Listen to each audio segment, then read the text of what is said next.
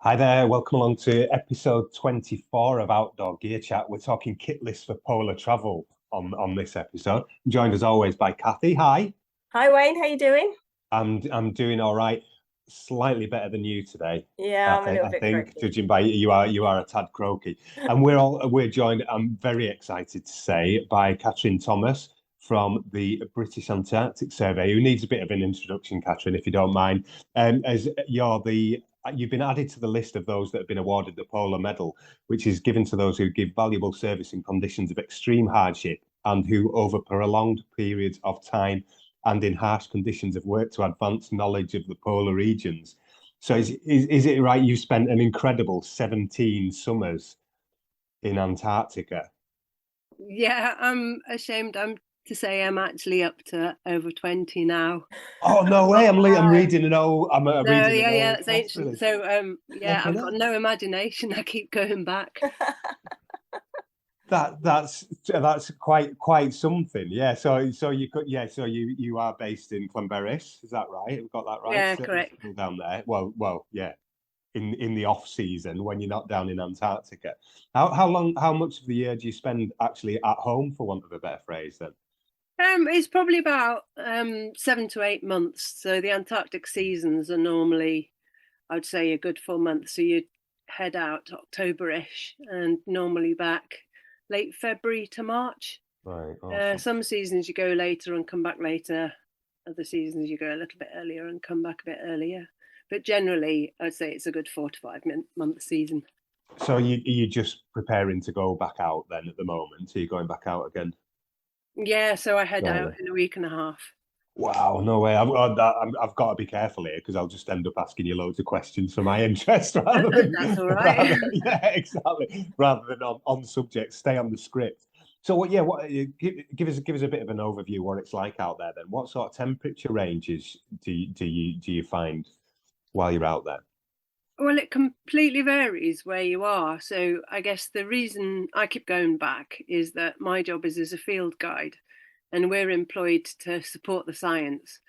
So the science can be anything from so for this season it'll be working on an ice shelf looking at doom and gloom and climate change misery.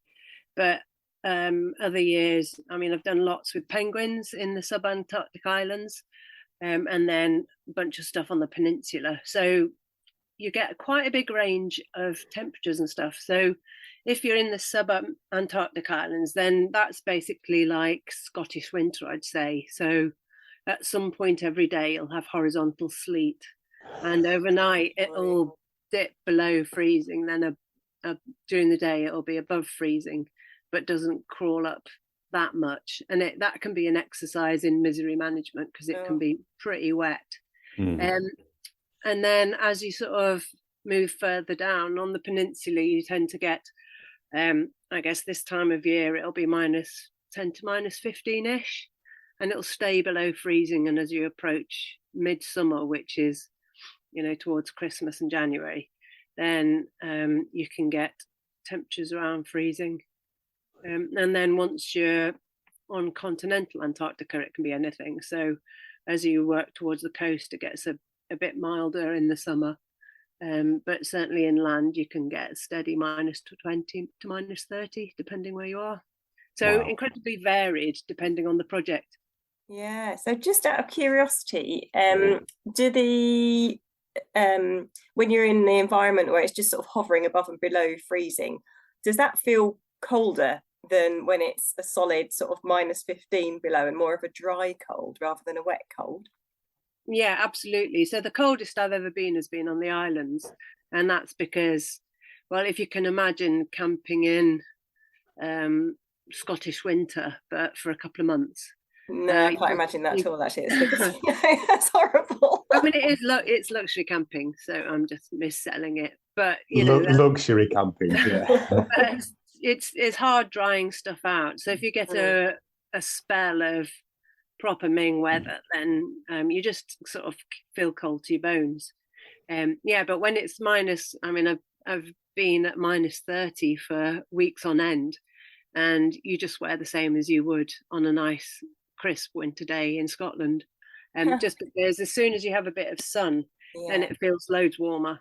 And the only time you kind of realise is, I mean, like I had to, not particularly exotic, I was cutting the tops off fuel guns with a jigsaw, and I was concentrating, so I had my tongue sticking out and the zip stuck to my tongue. But I was blissfully unaware, but that just, the little things like that remind you that it is actually quite cold. But if you sort of end up somewhere quite high altitude wise and it's kind of on continent, you can end up with long spells of amazing weather and not much wind. So that's ironically much more manageable than the Ming. I guess well, that's it, isn't it? That stability of temperature and conditions. And when it's that cold and there's not much moisture in the air, I suppose it is easier to manage, isn't it? Yeah. You just shove on a jumper if you're cold. Yeah, so that was sort of leading nicely into my next question, really. What sort of stuff would you wear in those conditions then? So you said, you've got the Scottish winter, so yeah, we've got sort of podcasts that are on that subject anyway about waterproofs and so on. But what would you be wearing down at -30? Well, I guess it has actually changed. I mean, not massively since I first started, but when I originally joined, then kind of your external layers would be made of ventile, because it was a really densely woven cotton, I guess. And it was amazing wind protection and very warm. So particularly when you're a long way south, ventile, was amazing, but it's stupidly expensive. So since they've actually moved to Paramo. So we all get issued kit from Bass, so that's one of the big, the really positives about it is you don't trash your own kit. So the Paramo provides kind of a bit of insulation and windproofing, but that serves you well on the islands or further south, so it's pretty versatile actually. And because it's such a soft fabric, it doesn't rustle. So with the the more conventional soft shell or hard shells rather, those tend to go quite stiff and clunky up, when it's in that in-betweeny wet and dry, whereas Paramo just seems to take it on the chin. But the Paramo isn't warm enough, so you then have a layering system underneath. So you'd start off with a set of thermals, some sort of mid layer, which will either be fleece salopettes or fleecy trousers and a fleecy top, and then some sort of synthetic insulation, which can be anything. So they use a number of brands. They've used Raptors, Montaignes and Paramos, and then you lob your Paramos on top, and then also have a full set of down kit. So when you're somewhere really cold, you can then lob on your downy, and that would be salopettes as well as a down jacket. And that over the top of everything else that you've already mentioned, you'd put on down salopettes and jacket over the top of that. Yeah, if you're really cold. I mean, I very, very rarely end up wearing the whole lot. So if you have to skidoo long distances and you're somewhere cold, then that's when you tend to wrap up, lob everything on. But they also have these skidoo suits, which are very fetching. Everybody's bum looks big in them, and they're basically like a freezer suit. And they've now got a much sort of swankier version of the original ones, which are like bright orange and blue, so it can be seen from space. And they're a good one piece that you can use. And then if it's really cold, you lob the down over the top of that as well. So anything where you're going to be sitting still for any length of time outside, then that's when you put the big beasts on. But generally, it's amazing really that your kit isn't that much different from what you'd use in the Scottish winter. I think that might say more about Scottish winter conditions than the kit, really. Yeah. Closer to Arctic. The Cairngorm Plateau is Yeah, it's got its own herd of reindeer for a reason. yeah, it's brutal. So yeah, you go to Scotland to train for this down south. Yeah. Brilliant. And yeah, so you mentioned there's a mix of natural fibres and man-made fibres within that. Have you seen like an increase in move one way or the other in the time that you've been doing it, or is it still like a mixture of the two? It's kind of a mix. I mean, I think the advantage of the synthetics is they're very easy to wash and maintain, but increasingly base layers are now merino and also socks. So they issue different kit to people who are working on the bases to those who are going into the field. So if you're into the field, you'll have a couple of sets of merino wool thermals, and then merino socks. And actually, having had merino, I would never go back until they find something that's amazing, because it's sort of a bit hard to beat. I mean, the smell issue was one of the big selling points early on, but actually you don't really tend to smell when it's cold. It's amazing how you just sort of are relatively odor free, and then if you're working with the wildlife, they all really stink worse than you do, so it's not an issue. It is interesting with Marie though, because I've tried different ones, and but I've got some on test at the moment that we're looking at stocking, but the price is unbelievable, and I took these to try just because I was like, oh, I'm not even sure we can stock these just because they're so expensive, and but I said, right, okay, I will give them a try, thinking that they might be a bit of a marketing ploy. But oh my word, it is hands down the best thermal I have ever tried. From certainly from the smell element, but comfort, and using it across a variety of different activities as well. I'm going to be taking that on expedition with me, I think, because I feel like I can confidently share a tent using this base layer, whereas there's other ones I'm not so confident. Yeah, I know. I mean, I think so. A lot of it is personal preference, but I mean, I think the beauty of the merino is it just seems to sort of stay supple and not go crispy like a synthetic might.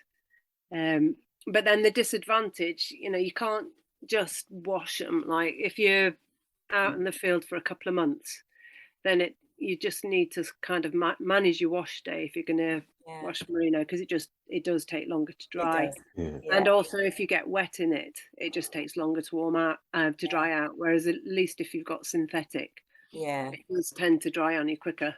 So I normally bung in, I don't shove in a synthetic top, but I'll normally shove in some synthetic thermal bottoms, just in case I know I'm going to have an epic sort of digging day, and then they can just get damp and scummy, and then you can take them off and dry them out quite quickly.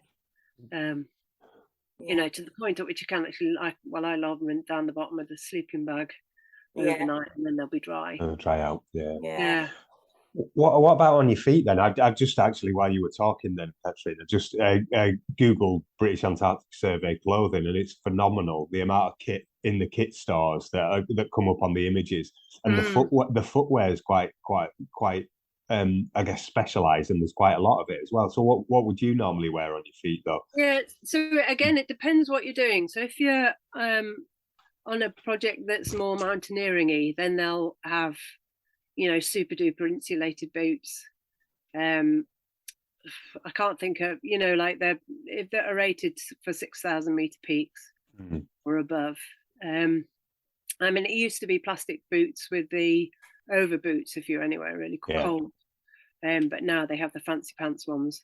And then if you're just sort of mooching about where you're not expecting to need to lob crampons on, then they're just like the insulated snow boots like you'd get in Canada or Alaska or whatever. So they've got these Baffin boots that look massive, and they are massive because they have epic amounts of insulation. So they're rated to -40 or something, and they have they're quite keen that we should have a steel toe cap, which, you know, you always question why that is until you drop a fuel drop toe, Yeah. and then you go, oh yeah, that was a good idea.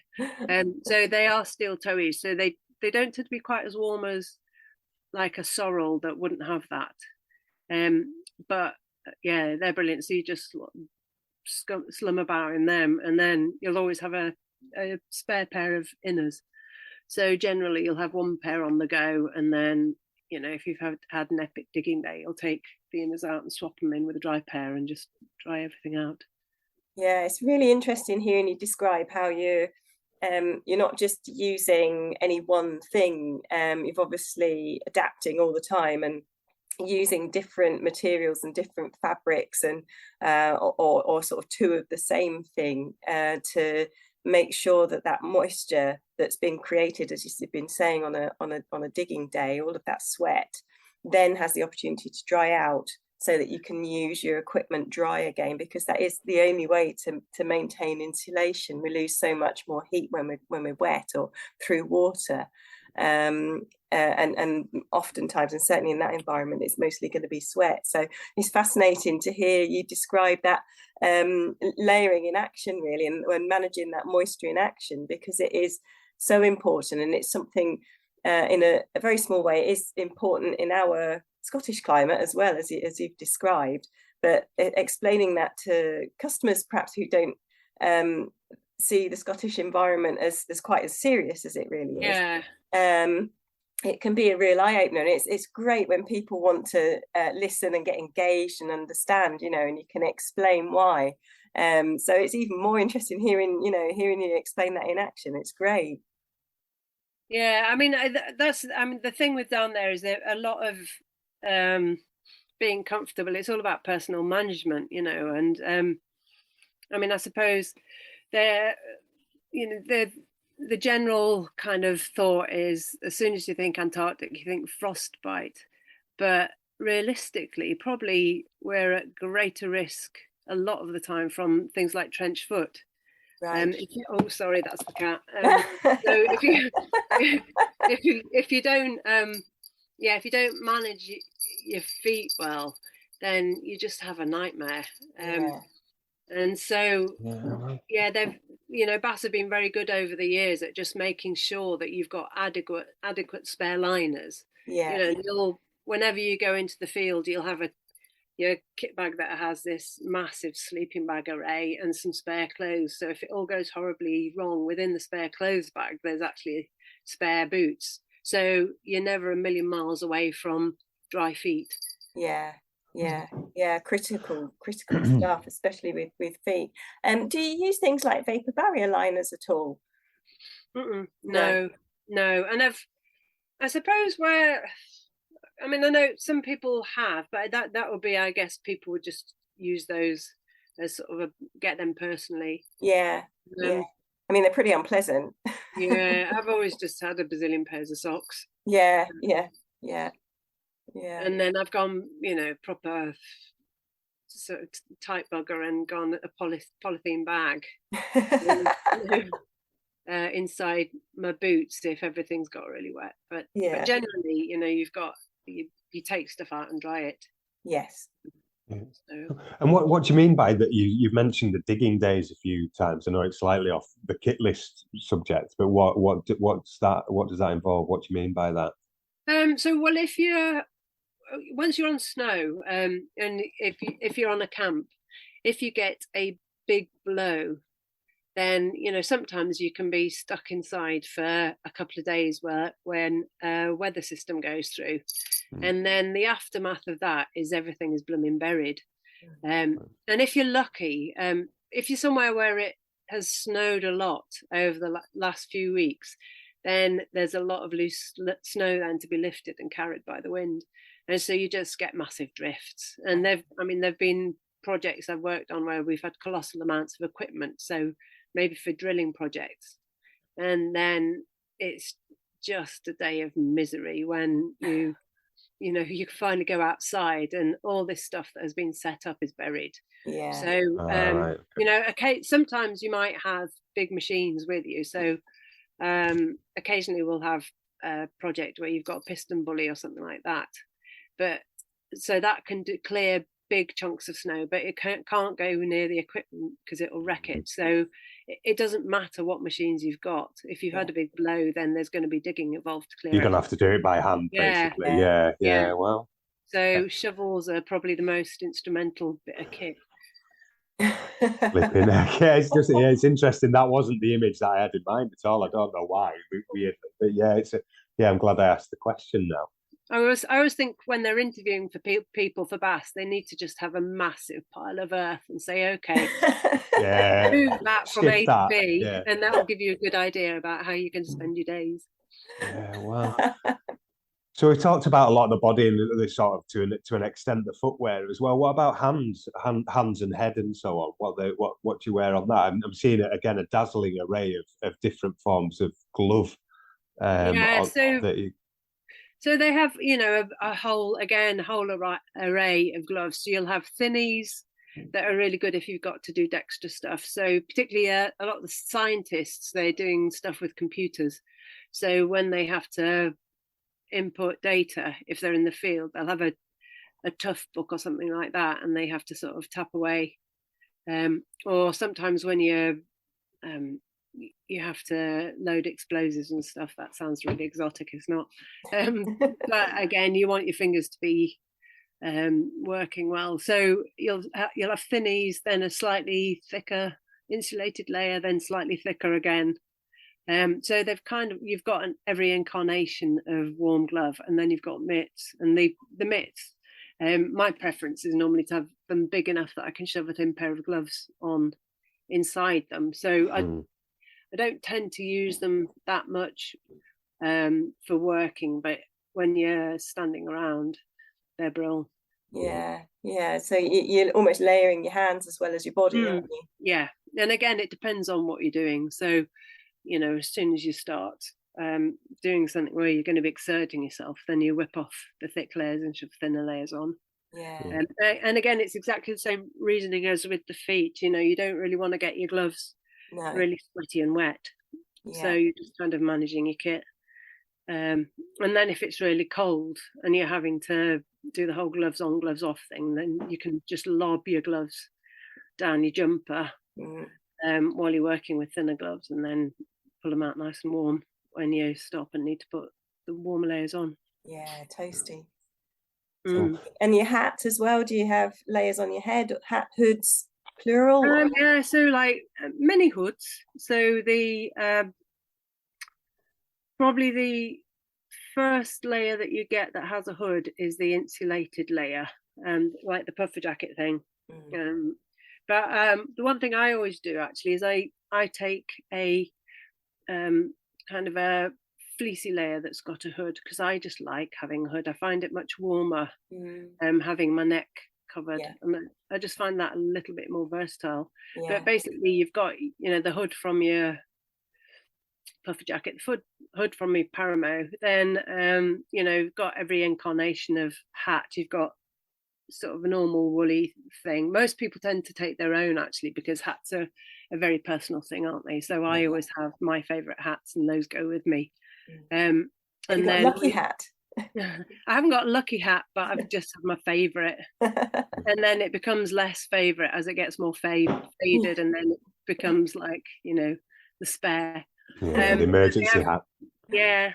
But then a necky, so a buffy type thing. Yeah. Is an essential bit of kit. And then there's always balaclavas. And again with balaclavas, I might wear them when if I'm doing a big skidoo stint, just because they're very good under a skidoo helmet.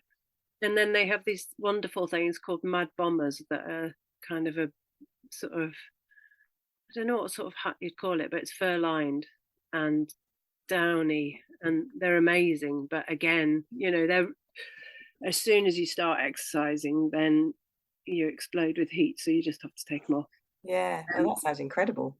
They're not like what I think the Russian style ones with the flaps that come down. Is that and a peak? Yeah. I mean, you look mildly eccentric.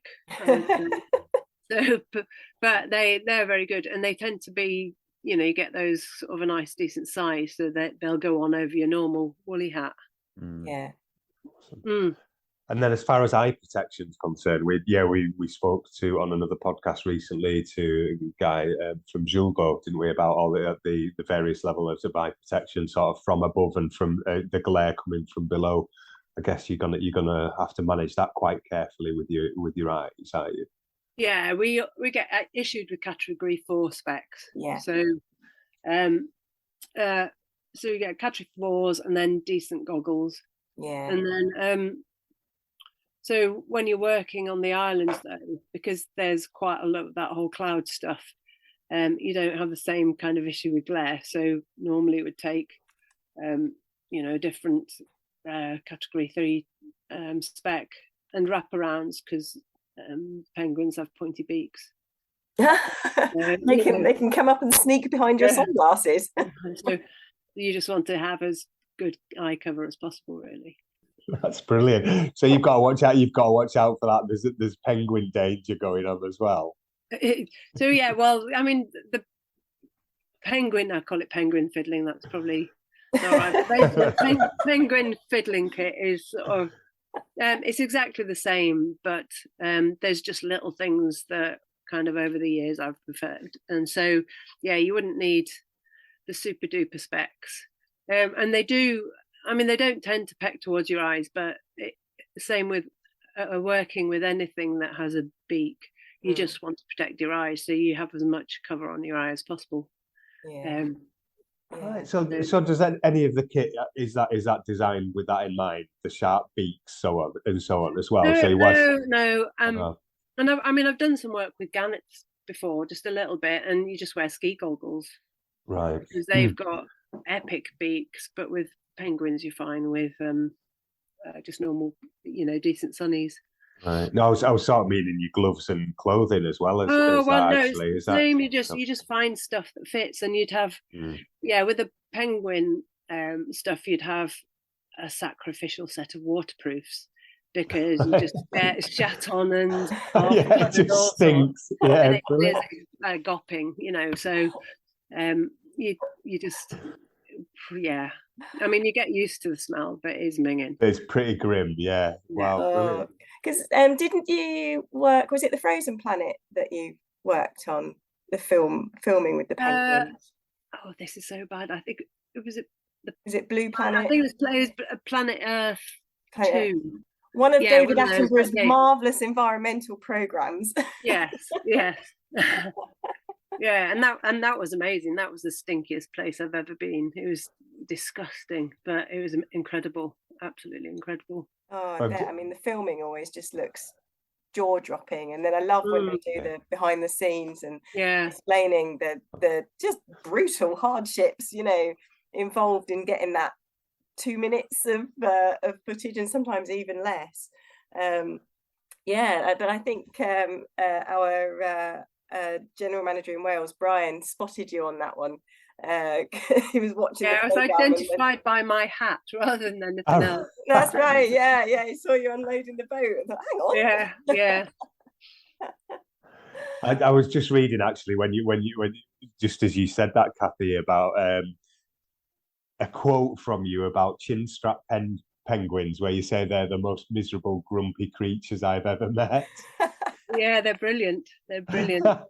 So, but they're, I mean, I think a lot of these latest sort of Planet Earth and Frozen Planet things show them in slightly more of their normal state, but they are miserable. They'll take you on, so they'll come running at you and lay into you, and they'll just nail each other, and then they'll be brutal to the chick. So if it's not their chick, they'll just beat the living daylights out of it.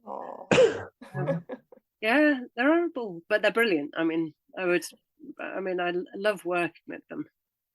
It must be incredible to see up close and to work in an environment where animals are not really had any contact to speak of with humans, and you get to see them in a completely unique perspective. It must be absolutely fascinating. Oh, definitely. And it's the best telly ever. you know, Yeah. so I would never ever tire, you know, because a lot of the time you have to go monitoring the colonies if you're waiting for tags to come in and that sort of thing. So you just spend ages sitting. But yeah, I mean, I've been so lucky to just be sent to some unbelievable places. Yeah, it really does look amazing. And we're very fortunate actually, because last year we became preferred suppliers to the British Antarctic Survey. So Joe Brown Shop and the Climber Shop actually provide kit for you guys all heading down south. So periodically we get folk coming in to try stuff on, make sure it fits, and it'll get shipped off to your central stores, and or stores call us harassed because there's boats leaving at sort of last minute and they need extra stuff. So it's always great, you know, just getting everything together, and it's dead exciting. Even though we're not going, we're like, oh wow. Yeah, I know, and I'm sure you probably cursed them for wanting everything yesterday. Well, I mean, we can do what we can do at the end of the day. We pull out the stops where we can, without a doubt. Yeah. And Cathy, you had a particular question for Catrin. I think we just spoke about off before we came on. Yes. Yeah, sorry. Yes. I know I'm wondering about this, having delicately toyed with it in various different trips away, but going to the loo as a lady in an exceptionally cold environment is obviously a tricky endeavour, or perhaps trickier than our male compadres. So how do you cope with that when you're out and about in the field?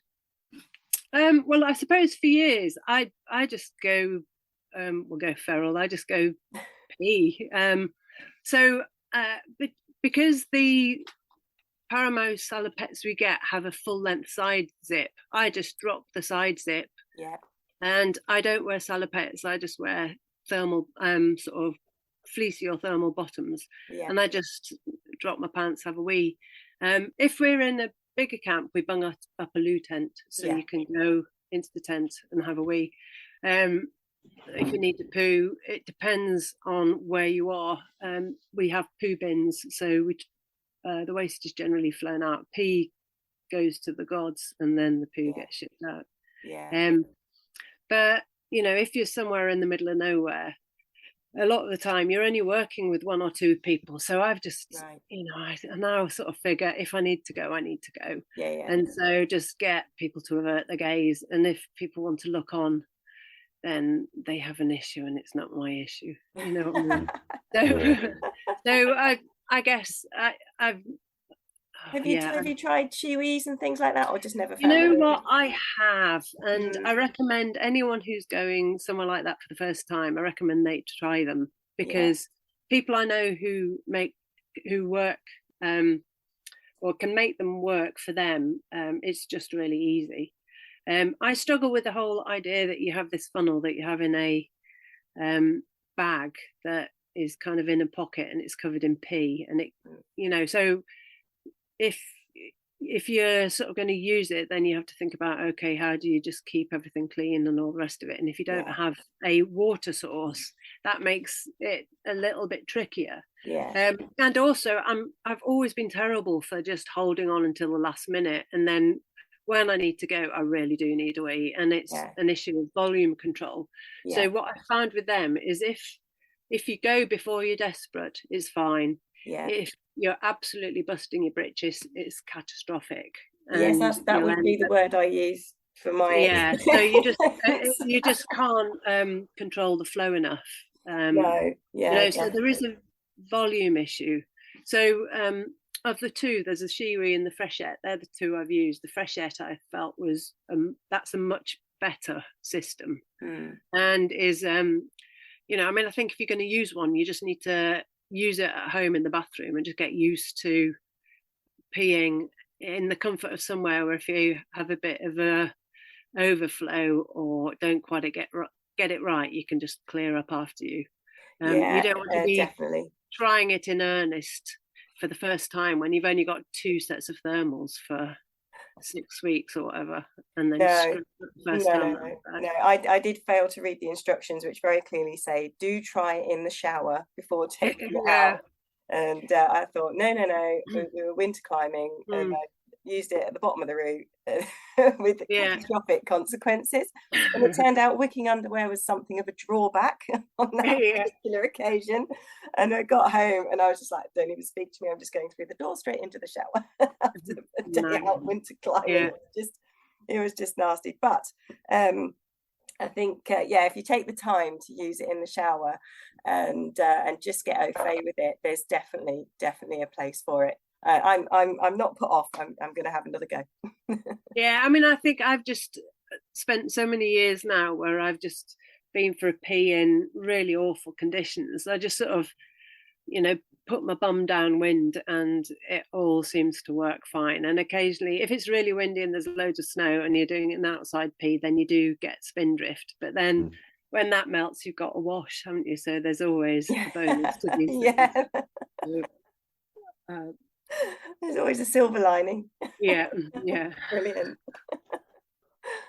Is there anything else? We've got a few minutes remaining. Is there anything else that would be particularly different for you down in the Antarctic? I guess, Catrin, was it to a Scottish winter, or is that absolute comparison? Is that well, I think basically, if you're thinking about what kit you would need for there, there's nothing specialist in as much as it's all stuff. If you walked into Joe Brown's, you can get it off the shelf.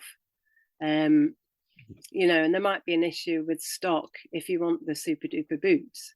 So you might need to order ahead of time. But, I mean, it's all layering. It's all exactly the same principles. If you're going to go and make yourself sweat, you need to strip off layers, do the sweaty stuff, put the layers back on again. And then, I particularly when it's dry cold, you can feel a lot warmer or a lot more comfortable, I suppose, rather than warm, more comfortable than you would in our, hideous temperate climate. I mean, I think anyone who survives December and January in the UK is more than adequately kind of equipped with the skills to survive down there. That's fantastic to know. And it was really dead interesting to hear you say that, about that down at -20, -30, it's not actually that bad really, because it's dry. If there's no wind, it's not too bad. It's that's a fascinating insight. I think we're just about to the end of this. I think this podcast. Thank you very much for joining. That's absolutely fascinating, as always.